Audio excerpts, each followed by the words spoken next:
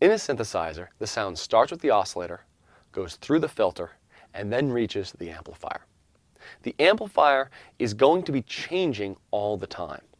In fact, we had many amplifying stages or gain stages throughout our mixing board and in all our effects. This one is a voltage-controlled amplifier, otherwise known as a VCA, and is designed to move all the time and quite rapidly. And there's always a specific modulator attached to the VCA. And this specific modulator is an envelope. We mentioned it briefly earlier, but an envelope is basically a set path that runs every time a key is pressed. And that path usually goes up, comes down, stays for a while, and then goes away at the end of the note. Now, we've used the term envelope before in the class when we were talking about a compressor, right? We had that listen side of the compressor, or the side chain or key side, that calculated an envelope, which was kind of an average over time of the amplitude of the sound going through it. If we were to refine our language a little bit, we would call the compressor's envelope an envelope follower, in that it's calculating the average over time. But then it controls the amplitude, and actually the volume part of that compressor is actually a VCA, a voltage-controlled amplifier. And that envelope follower, an amp, was creating a signal, or was creating a voltage that was controlling the VCA in the compressor, or the gate, or the limiter, or the expander. So we're seeing these idea of synthesis kind of connects the effects and the sound creators. It's kind of a neat thing that way. So the envelope in a synthesizer, instead of following and calculating the sound that's in something else, it creates a path. In fact, we define a path for it ahead of time, typically with 4 controls. ADSR. You may have seen that in a synthesizer before, read it in a magazine somewhere. Those 4 letters stand for attack time, decay time, sustain level, and release time. And it's important to be using that terminology as you think about ADSR, because it can be a little difficult. We have another one of these examples where words mean different things in different contexts. And when talking about synthesis, attack is something very different than what we usually have. Like when I'm talking about a drum, if I would say it has more attack, I'd say it was sharper, right? It was louder at the beginning.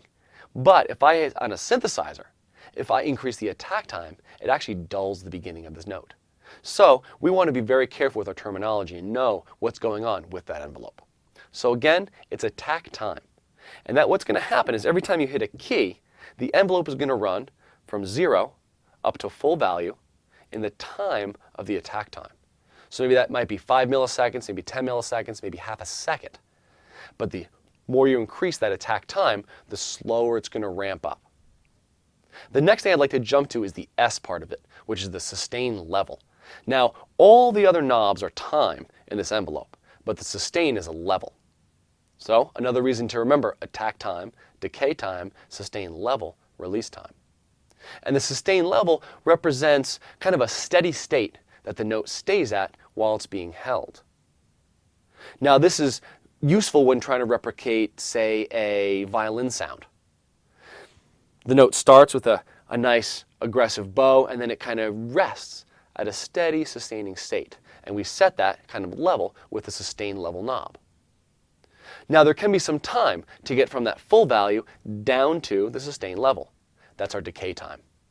And then when we release a key, the sound has to reduce down to 0, and that is our release time. So again, there is always an envelope attached to the main amplifier.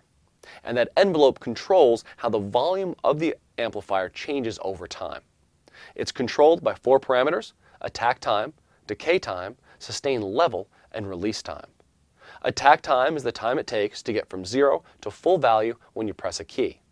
Decay time is the time it takes to get from full value down to the sustain level.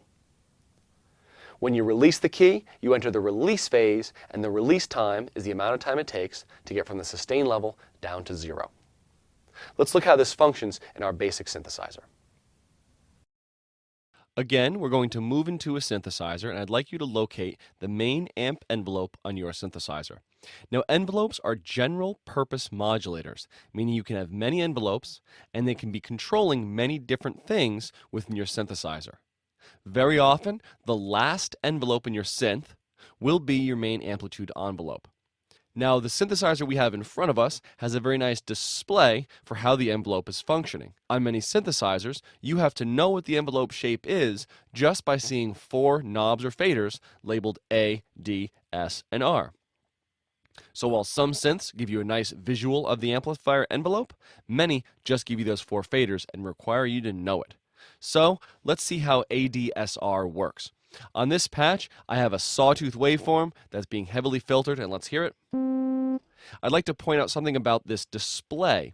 The yellow bar at the top is showing you my note on and note off. So when I play a MIDI note on, you'll see that yellow bar start, and when I release a note, you see that yellow bar stop. Right now, I have configured what I would consider an organ envelope. It functions like a switch, and it's just like an organ, like a Hammond organ does. You press the key, the note starts, you release the key, the note stops as fast as possible. And we configure that by putting our attack time at 0. Our decay time really doesn't matter, but we'll set it low, sustain level all the way up, and release time very low. Now, as we do this, we might run into an issue. Let's hear. You may find on some synthesizers that you get a slight click when you have attack and release set that fast. So you may find that just a little bit of attack time and a little bit of release time will help remove the click at the beginning and ending of notes. The next thing we might want to do with this patch is make it swell in. Now this is kind of an unusual type of envelope. There's not many natural sounds that do this, but this emulates reverse sounds quite well. If you take a cymbal sound and reverse it, you get a swelling in kind of character. And again, we can emulate that by increasing attack time. Let's increase attack time way up here and see what happens. So we see note on started here, the sound swelled in slowly, and when I release the key, it stops immediately because the release phase happened. Now I'd like to point out something right now. You'll notice when I played attack, the sound went up in a straight line. That's because this is a very simple synthesizer. But you find that those kind of details vary from synth developer to synth developer. You might find some synths where that's more of an exponential increase, some that's more of a logarithmic increase, but those little details of how the envelope actually functions really can make a big difference in the sound and does vary from developer to developer. So we said that increasing attack time is kind of unusual. Very often, that's set quite quickly. The next thing we might want to do is make the sound last when we release the key, and that's going to be by adjusting the release time. So if you open up a patch and it just stops way too quickly, maybe you have to increase release time. Or if you have a patch that tends to hang on after every note, reducing release time is often the best choice. Let's try it here. I'll increase release time, and again remember, the yellow bar at the top is the note on and note off. I'll play a key, the note starts, I release a key, and the sound gradually goes down to nothing. If I put a very high release time, release the note, and it decays away slowly. Again, the shape of that release can vary from developer to developer. So let's set up another patch. And the next kind of patch I'd like to look at is what I would call a percussive sound. So the sounds we've been developing now hold on while you're holding the note. We call those sustaining notes. So a sustaining synthesizer patch would be good at emulating things like strings or brass, things that can hold a note or add energy to their system as the note holds on. Real instruments that are blown or bowed will have a sustaining envelope because they're adding energy to that note as the note continues on. If I have a sound that's plucked or hit, then there's no energy being added over the course of the note, and we bring sustain level all the way to 0. Now, when sustain level is at 0, we're going to use decay time to control the length of the note. Let's try it out now. I'll hold a long note on my keyboard, and it just decays away. You can see from the yellow bar that I'm still holding on to the note, and I can release it. Nothing really changes. That's because the decay time controls the length of the note now, because sustain is at 0. So again, this kind of envelope is good for creating kind of plucky or hit sounds, because energy is added to that system once and is let to naturally decay. If I want to create kind of a sound that has a longer decay, I increase decay time. Now, what happens if I release the key during the decay phase? Let's see what happens. If I release the key in the middle of the decay phase, the release phase starts from that point. Let's try it with a little bit longer of a release time. We see we have the end of the note, and then the release time starts. So the release phase will start at the level that you release the key, no matter where that is. What we've actually created now is a damped percussive sound, kind of like a piano.